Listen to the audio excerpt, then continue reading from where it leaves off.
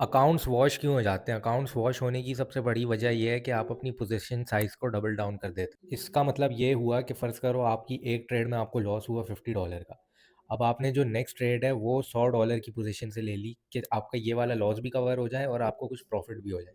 या फिर कुछ केसेज़ में आपका एक ट्रेड पे $50 का लॉस हुआ, दूसरी पे $50 का फिर से लॉस हुआ, तीसरी आपने $100 की ले ली कि वो पिछले 2 लॉसेस मेरे एक ट्रेड में कवर हो जाएँ। लेकिन मेरे भाई अगर ये तीसरी ट्रेड में भी लॉस हो गया ना, तो फिर आप आ गए हो $200 के लॉस में। कहाँ आप $50 के लॉस में थे और अब आप तीसरी ट्रेड के ऊपर $200 के लॉस पे आ गए। मतलब कि आपने 150% अपना लॉस इंक्रीज़ कर दिया। देखो ये ह्यूमन साइकी है कि अगर आपका अचानक से बड़ा लॉस हो जाता है ना, आप टिल्ट हो जाते हो। टिल्ट मतलब आप उल्टे हो गए।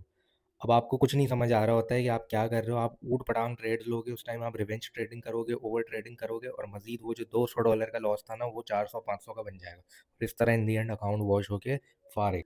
तो भाई ये चीज़ जो है ना अपने दिमाग में बिठा लो कि लॉस अगर आपका हुआ है तो इसका ये मतलब नहीं है कि आप अगली ट्रेड में अपनी पोज़ीशन बढ़ाओगे।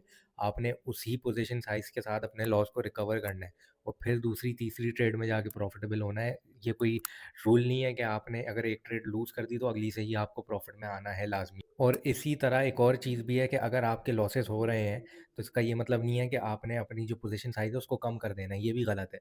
क्योंकि अगर आप पोज़ीशन साइज़ को कम कर देंगे ना, तो आपकी विनिंग ट्रेड भी होगी, तो आपके लॉसेस रिकवर करने के लिए आपको बहुत सारी ट्रेड्स करनी पड़ेंगी।